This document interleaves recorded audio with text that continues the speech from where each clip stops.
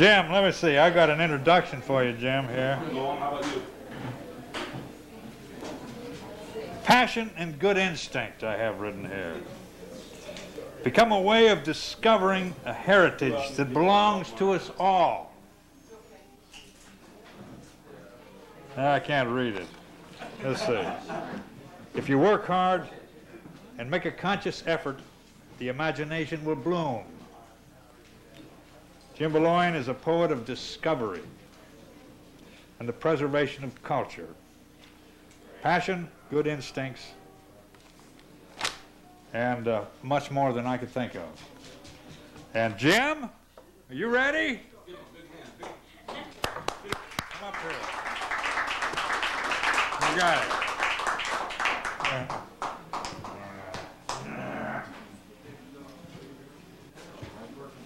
I don't think it is.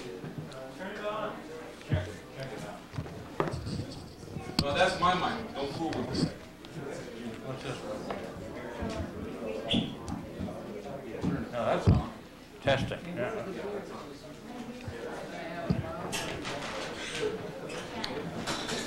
First of all, I want to say, and I think a round of applause is due to a certain man that I happen to know even before I went to Fresno State, which is where we got together, but is Charles Moulton. He is one hell of a person. You know, he's like a father in a sense that, look at this room, look at this place, it's alive. And it's alive not only with poetry, but with jazz, with all things that are creative. And there are certain people that are going around that are trying to, you know, take that sense of man's creativeness away from what we are. We are all creative people. And I'd like, I think, a round of applause just for Chuck and Linda.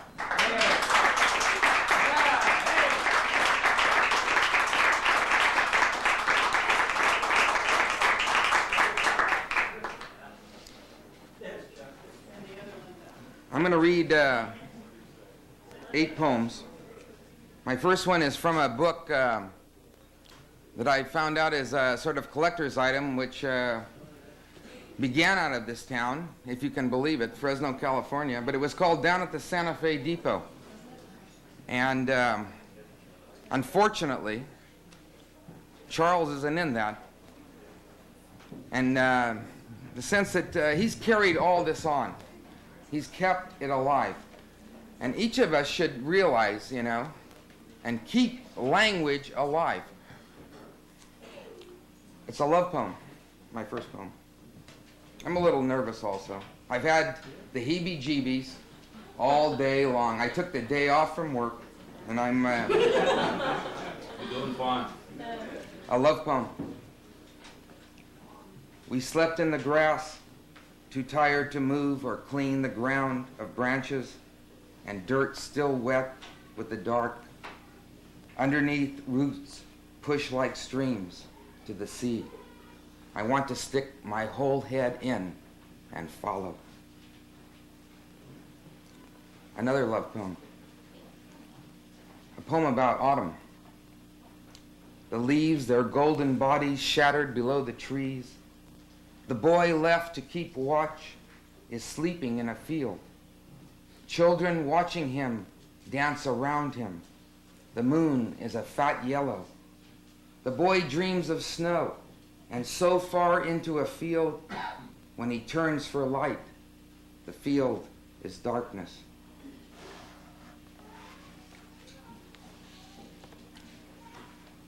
These are new poems, and another good brother who's up in Oregon right now, I wrote this for, or I like to make these little collections of things, and plus it stimulates me to write, is Glenn Delpit, a blues singer out of Fresno. And this book was, I put together, or my newest poems, is I dedicated it to him. This is a poem about growing old. Old Bert's conversation. Maybe I should have waited that extra week, mumbling in the chords to myself off the tailwind of a hurricane, looking for the eye in the purple sky and rain over desert lands flooding. And those embedded monuments, phallic and regal, rising in the day and night, whittled sharp, tooth and nail, lips collapsing in a hollow nose that sinks with each breath. Maybe I should have waited until tomorrow, cutting air with a sigh. Can I have a little sip of, Yeah, beer or wine? just something that, I'm just nervous.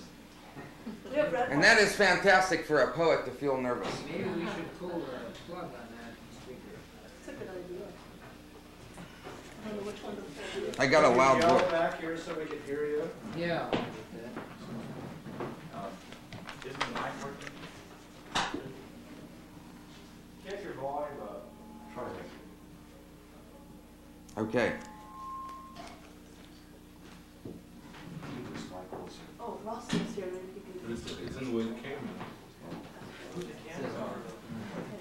Yeah. I speak loud, too.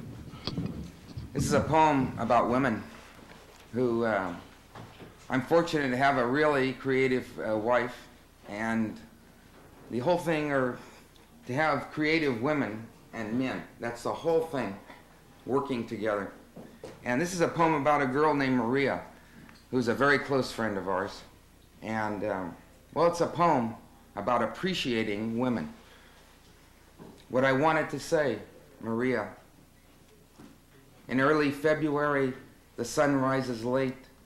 Borders and destinations argue between the journeys of rooms and tables. The eyes of dark cabins shuffle with light and prosperity. Fixing pants into legs, noon's lunch popping in a fry pan. On the counter, the brown bag stiffens with attention like a helmet. And the grail of coffee passing like a handshake or a low cloud losing altitude in the foothill of roofs and streetlights. Last night's payday went fast. Last night's payday went fast with last week's bills. A restaurant dinner and all that freedom a buck feels like, walking streets reciting free verse like a king in pauper's clothes. Even Garbo and Maria give a second glance, closing eyes like curtains on a summer night. She turned to him oddly in the dance with a dry complexion of disoriented features, questioned him with her relaxed rhythm of delicate gesture of her complexion, wings out of ashes in the doomed gardens of floodlights, expensive furniture, sallow predictions of guests speaking in the hundreds of things, smiling with a salute and complete control. The wives blush in a vapor and greet themselves. She turned to him oddly, and for the first time, it was the truth.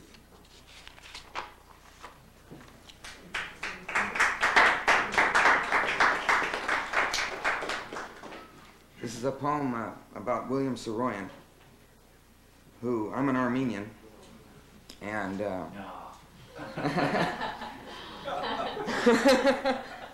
anyway, I'd written this one poem, which I still have, but like I say, I've had this, the muses come and visited me, and I feel very fortunate, and I wanted to revamp the old poem, and yet I didn't, and so I wrote another poem. It's called To Uncle Willie in Heaven, and I want to dedicate this to my brother and fellow poet, DeWayne Rail.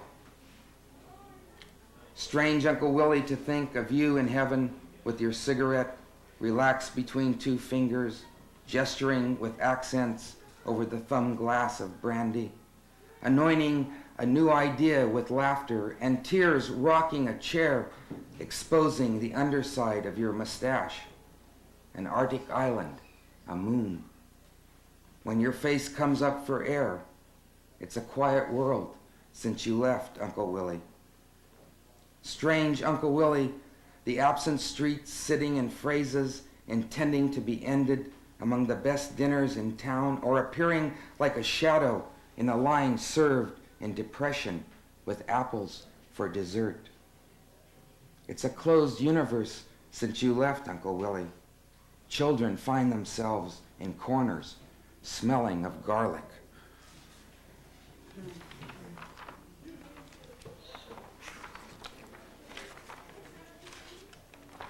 Three more poems.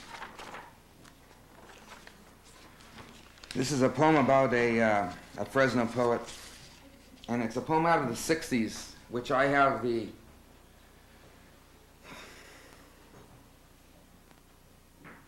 honor to be a part of. I was born in 1945, and I think that's the last time there was any renaissance of any kind in terms of the arts, in terms of creativeness. And I think, something, we're all sitting in this room, that we should start bringing it back. And not, Anyway, Robert Mezzi was a poet who came here from back east. And he was they brought him in, the whole newspaper. He was a radical guy. And he wasn't a radical guy. He was talking about freedom. He was talking about human rights. And that's what he got in trouble for. And I was fortunate, my wife and I, to spend time with him up in Toll House after he'd been kicked out of Fresno State, to share with him. And he was like a father to me. Anyway, this is a poem called Up to Mezzi's.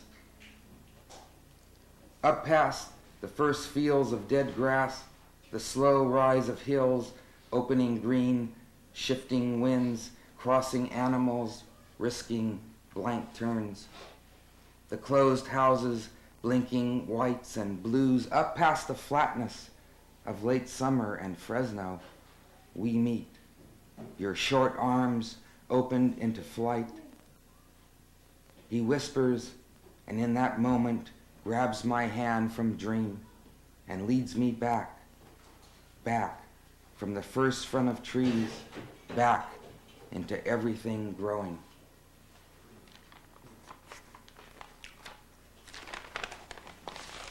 And if you can believe it, I have a funny poem. Well, it isn't. It's an ethnic poem. And it's about a person that a lot of you might know. And actually, he didn't really do the thing. It's a description of an Armenian wedding, which is a very, highly, just like we are. It's a high time. And the old people even, like people in their 70s and 80s, grandpa and grandma get into it too.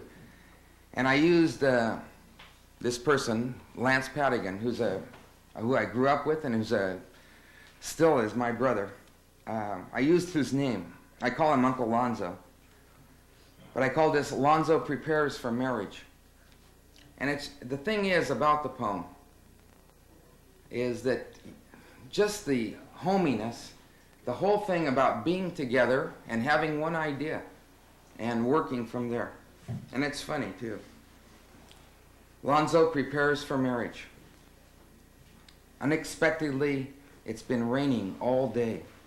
The car is packed and everything is being said inside between fat fingers pinching cheeks and Uncle Gurken offering quick tips for the first night, while balancing on a wire of white lightning, wrinkling cigar faces with inside information and a blur of nervous tongues under breaths of broken noses and broken English, offbeat music and Hagop and Aram.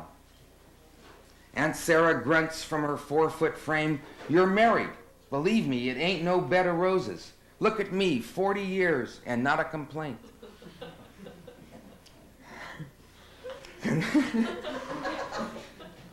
Congratulations, tiptoe, like the deaf in a crowded room, trying to memorize words and faces in a swirling atmosphere of music, sadness, and traditions clicking like the ball bearings, fingers that rise above their heads and shout a rhythm of dissonance.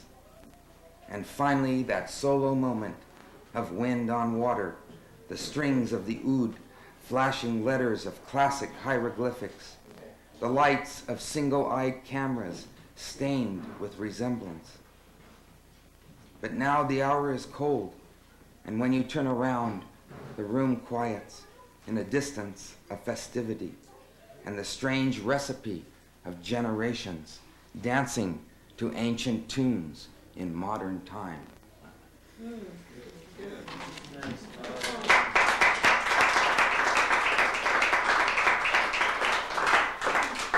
My last poem. It's called The Poet 1984.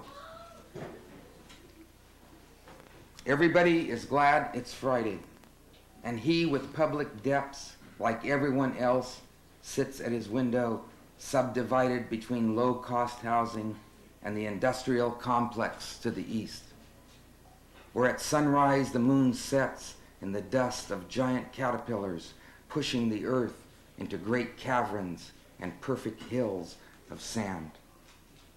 He is a careful person like his neighbor and burns a light all night outside his door, while his eyes burn from the blue halo of late news and his fingers wrestle with the traffic of words, transfusing gestures into conversations of solo sadness, of the hour thumping, a workaday of routine, arriving in the color of the sky. A cool bath and the alchemy of the soul wandering the house like a ghost who finds it hard to find a place to rest in this civilized world. I thank you very, very much.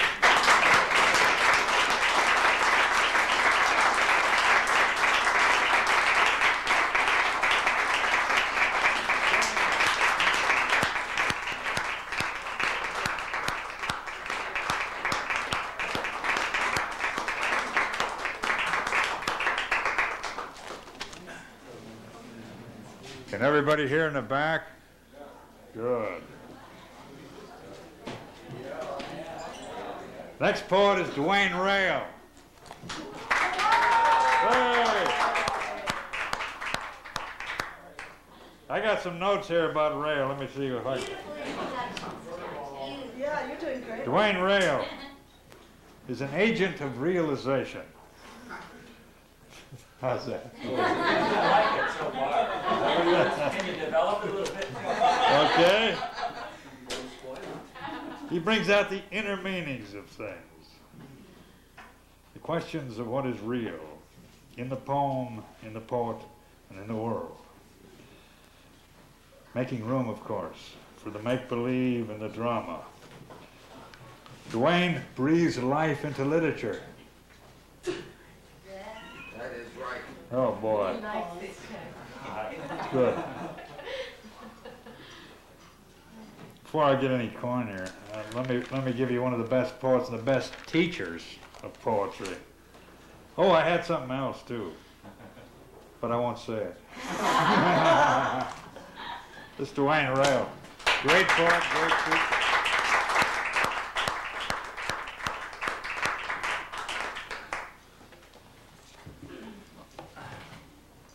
I didn't know I was quite that good. I'm going to read some poems about people, I guess. It's a poem I've read before. I'm going to start with a poem about my father. I suppose my father's been kind of a big figure in my life in lots of ways because he's provided me with lots of reasons for irritation and anger, and he's provided me also with lots of wisdom, I think, and fun. I think I get more fun out of my father than almost any man alive. This is a poem, really, it's about him with some additional details that really aren't about him. It's called The Old Man Sat Smoking. In the poem, he's sitting trying to think of wise things to say to his son, which in this case would be me, or to the children, to his children. He wants to think of some wise things, and typically he can't think of anything to say, so he just says anything that comes to his mind. The old man sat smoking, old gold, his favorites, he believed it was, but tell that to the children. And apples or cherries he liked best, and tried to remember the maiden name of his mother to tell the boy, not a color, but something common like brown.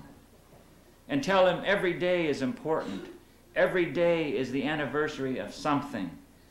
March 3rd, the birthday of a girl he loved when he was 10.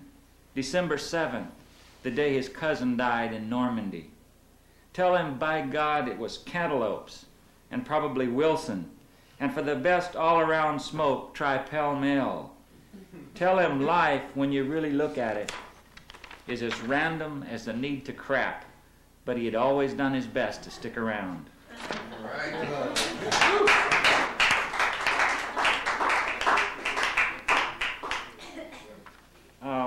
I'll read a little poem that's about my son, if I can find it. It's called Boy Playing Cowboys. The time I was writing these poems, this was quite a while ago, I was on a schedule of writing, so I'd go to my office and I had written so much that I'd just go to my office and wait for an idea that came to me. The way I found ideas was just to look out the window and see what was going on. Sometimes it was a crow perched in a pine tree, and sometimes it was my son playing cowboys. I saw my son playing cowboys, and it just sort of took me back. I thought the world of the imagination this child lived in, where he could become everything he needed. He was the cowboy, he was the bandit, he was the sheriff who caught himself, he was the horse, and in the poem he's all of those things. Boy Playing Cowboys. See, when he slaps leather, his sister dies for a minute to please him, and the feist snaps the lasso, waiting to be hauled in. That bandana, stiff with trail dust from the long drive up to Dodge, turns mask for a bank job. He hates bandits and is one. In a moment, he will catch himself singing across the plains, if only he can make his horse go faster. He tells himself, go faster, and his nostrils flare.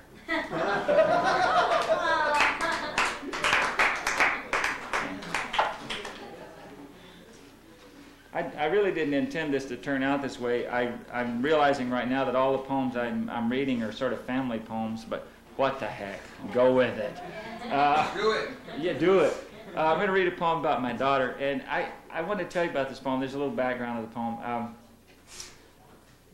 It's a poem I like, or I wouldn't keep it and read it. But a few years ago, there was a teacher, a guy who came to Fresno State to replace Phil Levine. I had trouble remembering his name, but I just remembered it a while ago. It was a guy named Mark Strand, who's a terrific poet and a great writer, I suppose, and a kind of a strange person.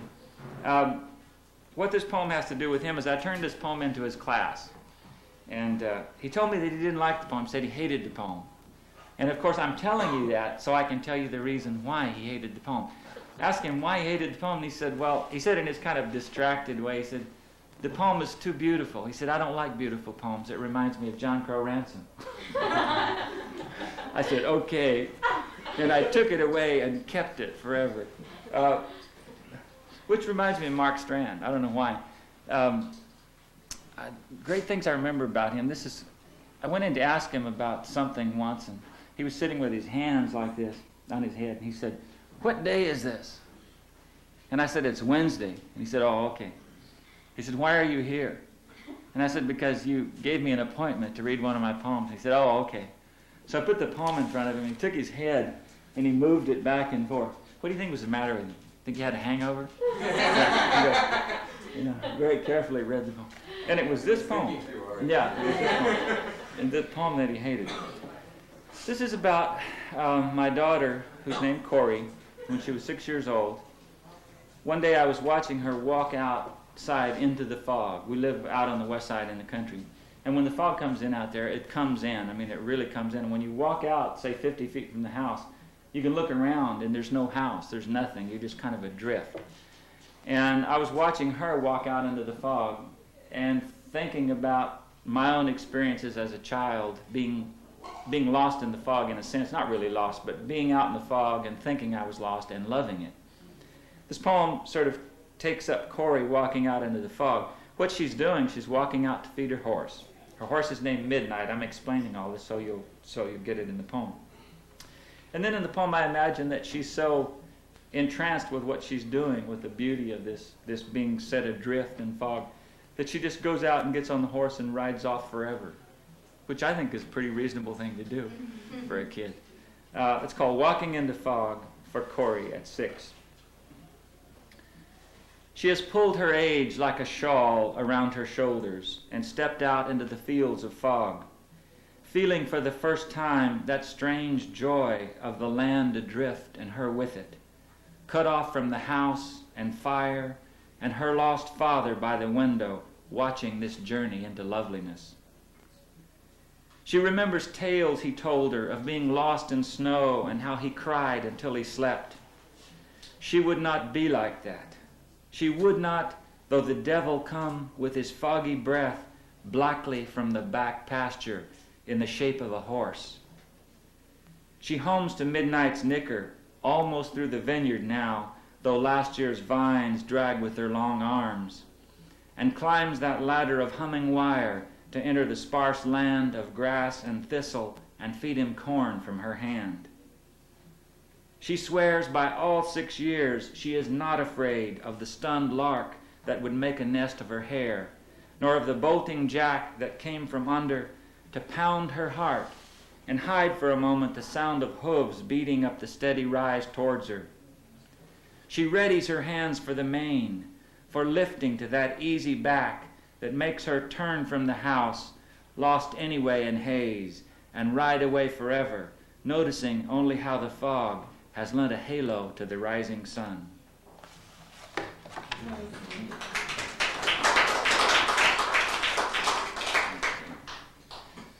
Well, Jimmy, you're driving me to do it. I'm going to have to try to read a funny poem. Funny poem. Okay. The thing is comedy and poetry. This has not been explored enough. I have a poem called Allergic. Is anybody in here allergic to anything?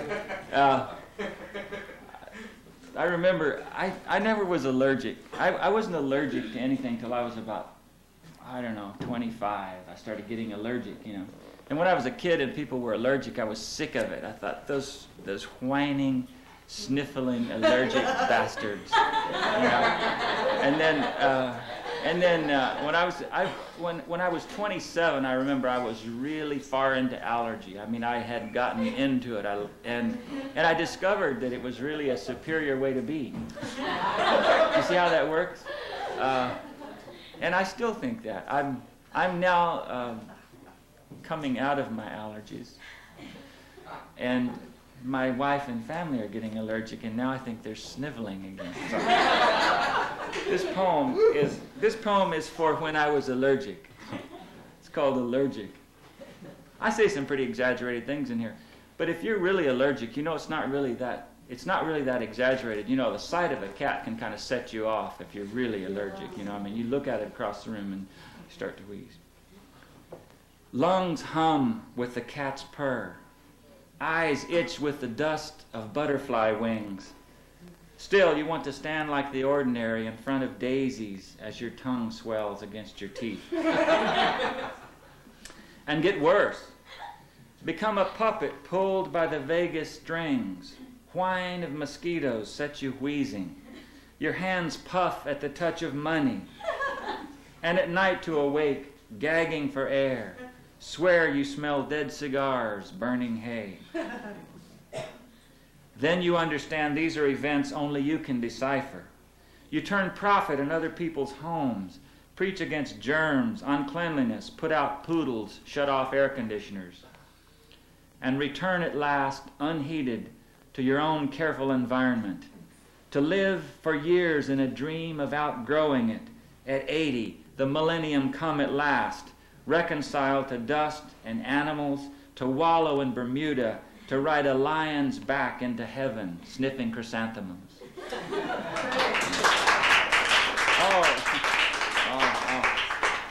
We have some fellow allergenics.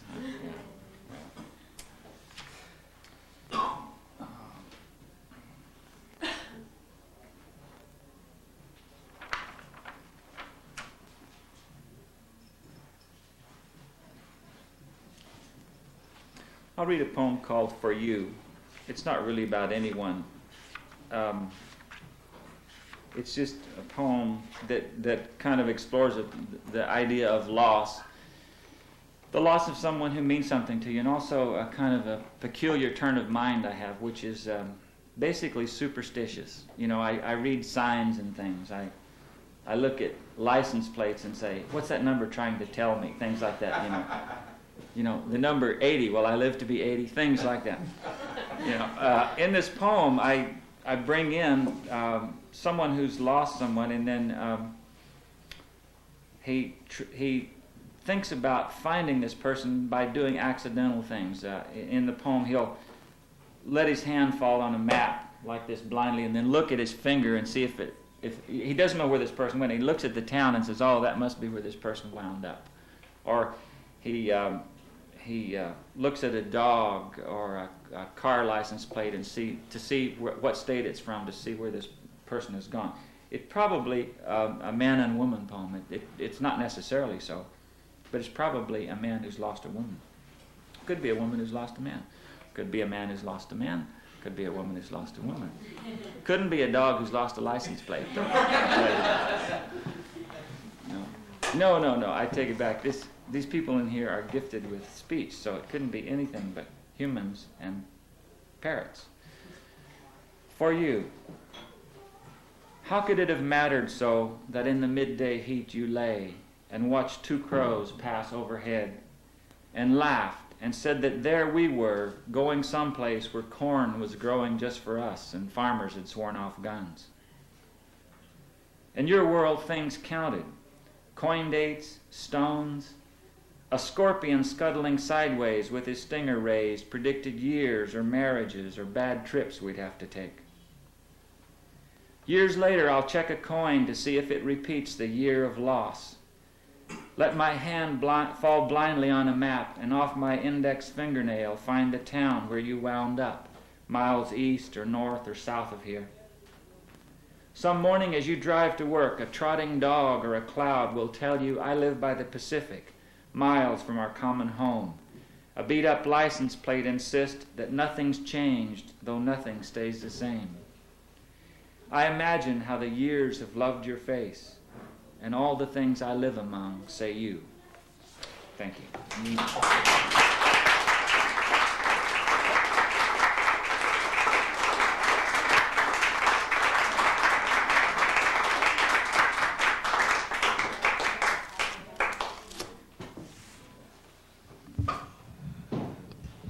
That kind of blew my introduction. I wanted to talk about humor because he's had humor in his poems from the beginning, and now it's blossoming. We live in a world that's there's a lot of bickering, distortion, and prolonged suffering, and a lot of mean facts we all have to face, harsh facts. It's nice to have humor. And I think I'm going to read a poem, and in about 10 minutes we're going to have some spaghetti going there. Somebody's... No, honest to God, I got it straight from the... This is a funny poem. In fact, this isn't mine. This is a poem by Miroslav Holub. I go through the year and I read poetry, and I love poetry, and I find little gems here and there. And what I've been doing lately, I type them up and make a little book, and I'm going to give it away for Christmas. How's that, huh? My idea of a Christmas present. Anyway, there's a poem called Brief Thoughts on Cats Growing on Trees. In the days when moles still held their general meetings and were able to see better, it so happened that they wished to know what existed above, and so they elected a commission to investigate. The commission delegated a sharp-sighted, quick-footed mole. Leaving his bit of Mother Earth, he then sighted a tree and a bird sitting on it. And so the theory was formulated that above, birds grow on trees. But some moles thought it too simple, and they elected another mole to find out whether birds do grow on trees. It was an evening hour, and cats screeched in the trees. Screeching cats grow on trees, reported the second mole. And so originated an alternative theory about cats. The two conflicting theories disturbed the sleep of a neurotic old member of the commission. He crept out to have a look himself. By then it was night and pitch dark. Both wrong, announced the venerable mole. Birds and cats are optical illusions caused by a refraction of light. In reality, Above is the same as below, only the earth is thinner, and the upper roots of trees whisper something, but only a little. And there the matter rested. Since then, moles have remained underground, do not appoint commissions, nor assume the existence of cats. And if they do, then only a little.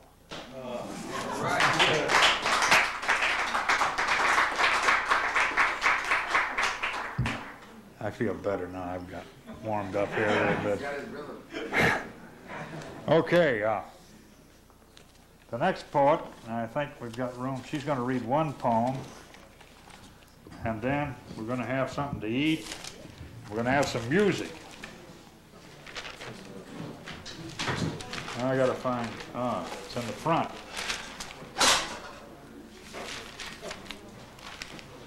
Vicky Gonzalez.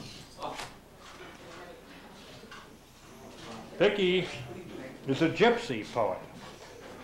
You can stand over there, I'm going to make an introduction.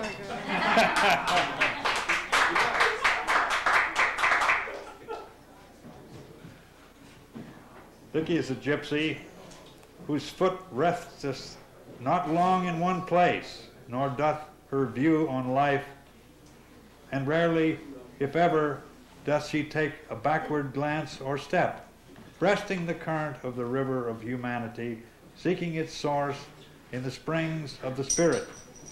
As she crisscrosses Europe, searching ever upward in the snow-capped Himalayas, perceiving the horizon beneath the ancient tree of stars. The Himalayas are not in Europe, Jack. Okay. Every time I look around, she's gone back somewhere in Europe. Hard to find her. But her poetry is strong, and it makes us all stronger. And she has an open and captivating personality, as you will see. Get up here. Thanks, Jack. I'm just going to read one poem, and it's from a series of garden poems. I lived in Spain for quite a while, and this poem is called Garden of Idiots, and it's not finished. So, sorry. Sunday in the garden, and I'm weeding saints in straight ecclesiastical rows parallel to the sea. Buñuel tends his sheep on my terrace, while a courtyard of critics pour another glass of Picasso. Today, even my canaries have a lust for anarchy. I could have gone to Paris or the Balkans, impersonated a matador, or entered a cloister. I want to leave this sad villa to the communists, the teenager who tried to rape me, or to sweet Leopoldo in the garden, peeling a Jesuit.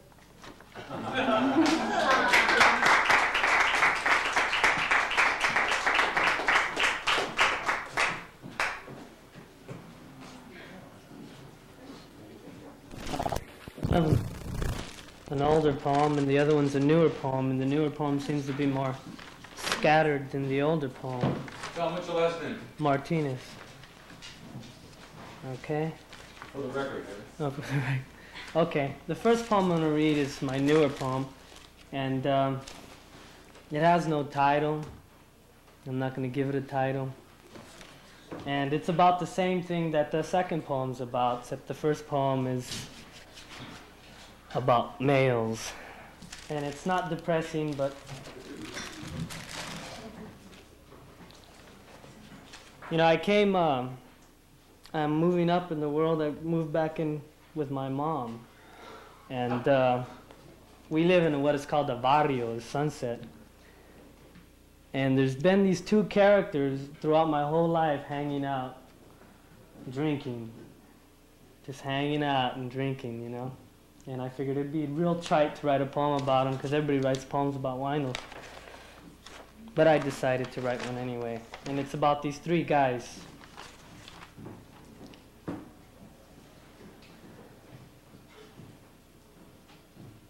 Dragging like a gang of three in shackles.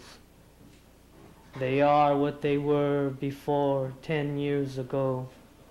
Walking the moon with their gear of cigarettes, their white port or Thunderbird in brown paper bags, and blind behind their eyes in flames of even being chained to each other and only each other, They drink like a huddle of witches under gray clouds when the stars are coming out on a cold fall day. And watching are the neighbors with eyes through cracked doors, and the dogs they know by name, even the dead ones they remember behind chain link fences. They smile through miserable masks of pain. They are someone's uncles. They have family here. The electricity pulses a kind of life, and the twisted neon signs above Sunset Market, and the earth below erupts through the pavement at the entrance door. The day is wide open and pregnant, and the steel bodies of cars with their mannequin-posed passengers pass their vision, but the drama could stretch into thick-fisted books of tragedy, but this is not what I learned here. They have refused the costume, not life. Life is a whirl of flames, not an insurance agent with a Dacron pants. And the kingdom is not a stucco home with proud beams, with wooden chips and stunted trees planted in cement collars. The kingdom is the air we breathe. They have refused only the costumes. But in doing so, they receive the axe blows from a society that processes human beings like castings of horses. They learn to swallow the knots of rejection from the few they love. So they love each other intensely, all those like them who do not work, visionaries even, unmanufactured minds, faces in the halos of ugliness, are given this hideous garb of hunched shadows and self-hate. The pain is not so much, I learned, the poison fluid spoiling their stomachs or the frost biting their bones, but the game they can't play. They are like amputees on the football game bench waiting to be called.